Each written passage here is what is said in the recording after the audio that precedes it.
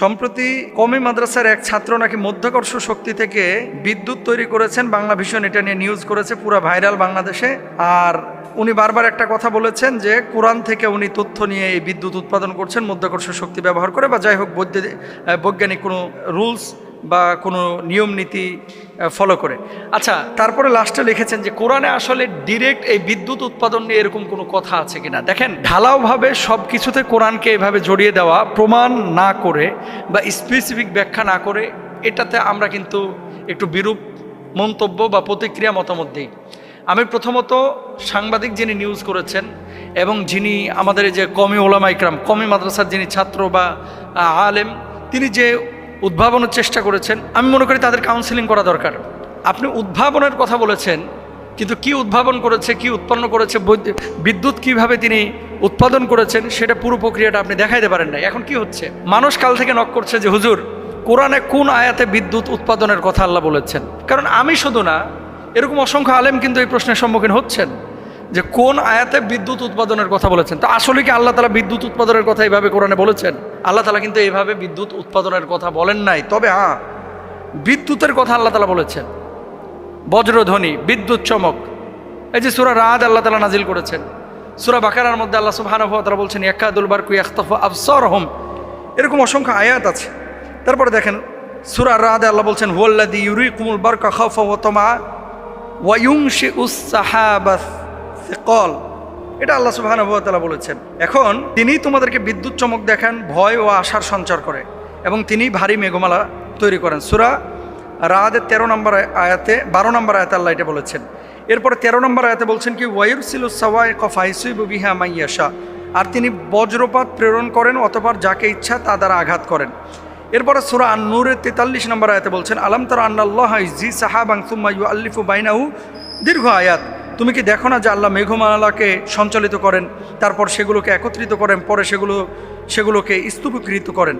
এখন কথা হচ্ছে বিদ্যুৎ কিভাবে তৈরি হয়। বিদ্যুৎ তৈরি হয় যে প্রক্রিয়ায় আপনারা যারা সায়েন্সের স্টুডেন্ট আপনারা পড়েছেন, আমি নিজেও সায়েন্সের স্টুডেন্ট ছিলাম যখন মাদ্রাসায় পড়তাম, দাখিল আলেম দিয়েছিলাম। তো সেখানেও তো আমরা পদার্থবিজ্ঞানের মধ্যে এগুলো পড়েছিলাম যে কোনো একটা শক্তি প্রথমত, তারপরে টারবাইন ঘোরায়, এরপরে জেনারেটর ঘুরে, সেখান থেকে বিদ্যুৎ উৎপাদন হয়।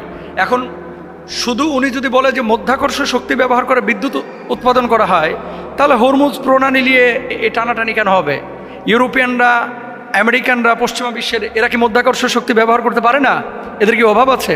তো তারা কেন তেলের জন্য ইরাকে হামলা করে, কেন তেলের জন্য ইরানে হামলা করে? এগুলো কমন সেন্সের বিষয়। আসলে মধ্যাকর্ষ শক্তি এক কথায় এভাবে বলে দিলে মানুষ বিভ্রান্ত হয়। এজন্য বলবো যে অল্প বিদ্যা ভয়ঙ্করী। আমাদের কিছু ভাই এবং বোনেরা আছে যে কোরআন থেকে বিদ্যুৎ উৎপাদন তিনি করেছেন, আরে বাবারে বাবা, আবেগে একেবারে আপ্লুত হয়ে গেছেন। অবশ্যই কোরআনুল কারীম আল্লাহ সুবহানাহু ওয়া তাআলা সব দিক নির্দেশনা দিয়েছেন, কিন্তু সেটা অথেন্টিক সোর্সে আপনাকে বুঝাইতে হবে, না হলে মানুষ ভুল মেসেজ পাবে। পদার্থবিজ্ঞানের যারা ছোটোখাটো ছাত্র তারাও এই কন্টেন্ট দেখে হাসতেছে, তারাও কিন্তু উল্টাপাল্টা কমেন্ট করতেছে। তার মানে কি পাবলিকের কাছে একটা ভুল মেসেজ যাচ্ছে। আমি সাংবাদিক ভাইকে বলবো যে আপনারা যারা সাংবাদিকতা করেন, এই যে রিকোয়েস্ট হচ্ছে যে কোনো তথ্য যখন পেশ করবেন একটু ডিটেল পেশ করেন। ও একটা যন্ত্র, ওই টেনিস বল পেঁচানোর মতো একটা বস্তু নিয়ে বসে আছে, যন্ত্র নিয়ে বসে আছে, আপনি দেখাইলেন যে কোরআনের থিওরি ব্যবহার করে তিনি বিদ্যুৎ উৎপাদন করেছেন। তো এটা নিয়ে এখানে যে তথ্যগুলো দেওয়া হচ্ছে তাকে কাউন্সেলিং করা উচিত, যে স্পেসিফিক তথ্য এবং না দেখানো পর্যন্ত মানুষজন এখানে বিভ্রান্ত হয় এবং কোরআনকে খাটো করা হয়, ছোট করা হয়, যদি আপনি স্পেসিফিক না দেখাতে পারেন। আপনি বলছেন কোরআন নিয়ে রিসার্চ করে আপনি বের করেছেন, তো কোরআনে তো আল্লাহ বিদ্যুতের কথা বলেছেন, বিদ্যুৎ উৎপাদন প্রক্রিয়াটা আপনি কিভাবে করলেন সেটা আপনার দেখানো উচিত ছিল। এর জন্য আমি বলবো সব কিছু ইসলামের সাথে, সব কিছু কোরআনের সাথে, সব কিছু শরীয়তের সাথে মিলানোর আগে একটু যাচাই বাছাই করতে হবে, একটু প্রেজেন্টেশনটা সুন্দর হতে হবে, নাহলে অমুসলিমরা ইসলামকে খাটো করবে। যারা জ্ঞানী গুণী আছে তারা আপনার কথা শুনে হাসবে, আপনাকেও কিন্তু কি করবে, তুচ্ছতাচ্ছিল্য করবে। আল্লাহ আমাদেরকে বোঝার তৌফিক দান করুক, আমিন। ভয়াবহ লোডশেডিং হচ্ছে বাংলাদেশে গ্রাম অঞ্চলে, মাঝে মাঝে আসে। এমত অবস্থায় প্রচণ্ড গরমে মসজিদে যেতে মোটেও ইচ্ছে করে না, কষ্ট হয়। আমি যদি ঘরে কোনোভাবে ফরজ নামাজটা আদায় করি তাহলে আমার নামাজের কোনো ক্ষতি হবে কিনা বা আমার নামাজ কবুল হবে কিনা, এ ব্যাপারে আপনার কাছে জানতে চাচ্ছি। আর যেহেতু একটি সংকট তৈরি হয়েছে, এমত অবস্থায় আমরা আসলে কি করতে পারি সাধারণ মানুষ? ভেরি ভেরি ইম্পর্ট্যান্ট একটা বিষয়, সেটা হচ্ছে বাংলাদেশে তো গ্রাম অঞ্চলে শুনতেছি কোনো কোনো জায়গায় 12 ঘন্টাও বিদ্যুৎ থাকে না, কারেন্ট থাকে না। তো শহরে এক বিষয়, গ্রামে আরেক বিষয়, প্রচণ্ড গরম।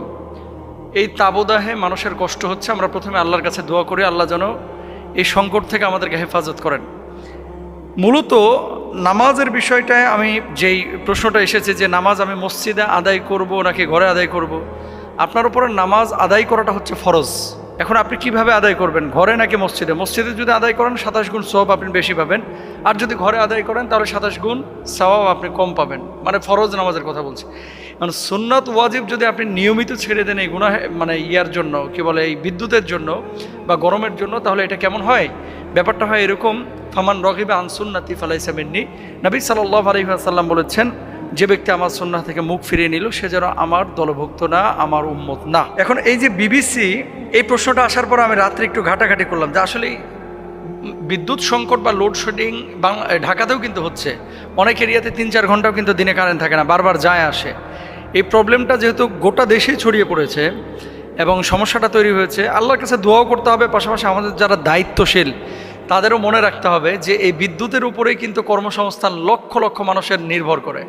বিদ্যুৎ যদি, গ্যাস যদি ঠিক না থাকে তাহলে গার্মেন্টস শিল্প হুমকির মধ্যে পড়বে। গ্যাস বিদ্যুৎ যদি ঠিকভাবে না থাকে তাহলে ছোট ছোট ব্যবসায়ী যারা, বিশেষ করে ক্ষুদ্র উদ্যোক্তা, তারপরে ক্ষুদ্র ব্যবসায়ী, প্রত্যেকে কিন্তু হুমকির মধ্যে পড়বে। আর যখনই হুমকির মধ্যে পড়বে ভয়াবহ বিপর্যয় কিন্তু বাংলাদেশের মধ্যে নেমে আসবে। এটা আপনারা এখন হয়তো বা বুঝতেছেন না। যদি এখান থেকে উত্তরণ না হয়, ভয়াবহ বিপর্যয় সামনে বাংলাদেশে অপেক্ষা করছে। তাহলে 1 নাম্বার হচ্ছে আমাদেরকে আল্লাহর কাছে দোয়া করতে হবে। 2 নাম্বার হচ্ছে যারা নীতি নির্ধারক, যারা সরকারে আছে, তাদের কাছে উদাত্ত আহ্বান, অন্য জায়গায় ভর্তুকি দেওয়া হলো বিদ্যুৎ, গ্যাস, এগুলোকে যেন আপনার ঠিক করা হয়। না হলে কিন্তু আমাদের দেশের মানুষ হুমকির মধ্যে পড়বে, অর্থনীতি হুমকির মধ্যে পড়বে।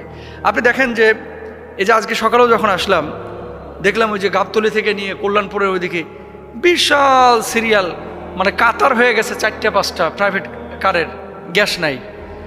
অনেকে নাকি রাত 12টা থেকে এসে সিরিয়াল ধরে দাঁড়ায় আছে। তো এভাবে কি একটা দেশ, এভাবে কি মানুষ স্বাভাবিক জীবনযাপন করতে পারে? কোথায় যাচ্ছি আমরা এখন? এখানে যারা দায়িত্বশীল তাদেরকে এখানে এটাকে প্রায়োরিটি বেস কাজ করা উচিত, যে এই সেক্টরটাকে খুব বেশি প্রায়োরিটি দিয়ে, প্রাধান্য দিয়ে কি করা, যত দ্রুত সম্ভব সেটাকে সলিউশনে নিয়ে আসা। এখন বিবিসির কালকে নিউজ দেখলাম একটা, যে মূলত মহেশখালীতে কি কারণে এই সংকটটা হচ্ছে। সংকট হচ্ছে যে বর্তমান বিদ্যুতের সর্বোচ্চ চাহিদা হচ্ছে 18,500 মেগাওয়াট, কিন্তু খাতা কলমে বর্তমানে দেশের বিদ্যুৎ উৎপাদন সক্ষমতা 33,092 মেগাওয়াট। কিন্তু তারপরও বিদ্যুৎ নিয়ে কেন অস্থিরতা? তারা বলছে দেশে বিদ্যুৎ উৎপাদনের একটা বড় অংশই গ্যাস ভিত্তিক, কিন্তু সম্প্রতি মহেশখালীতে এলএনজি টার্মিনালে যান্ত্রিক ত্রুটির কারণে জাতীয় গ্রিডে গ্যাস সরবরাহ মারাত্মকভাবে কমে গেছে, এই জন্য নাকি সংকট হচ্ছে।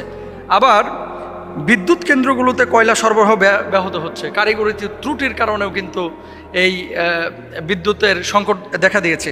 তাহলে কিছু জিনিস আছে খুব বেশি প্রায়োরিটি দেওয়া। লোডশেডিং যদি এটা এভাবে নিয়ন্ত্রণ করা না যায়, সামনে ভয়াবহ বিপর্যয় বাংলাদেশে আসবে। এর জন্য আমরা নীতি নির্ধারক যারা আছে তাদের কাছে উদারতা আহ্বান জানাবো, যত ধরনের ভর্তুকির দরকার আছে আপনারা সিদ্ধান্ত নেন এবং বাংলাদেশের মানুষকে হেফাজত করেন, এদেশের মানুষের জীবনটাকে সহজ করেন। আল্লাহ তাআলা আমাদেরকে বোঝার তৌফিক দান করুন, আমিন।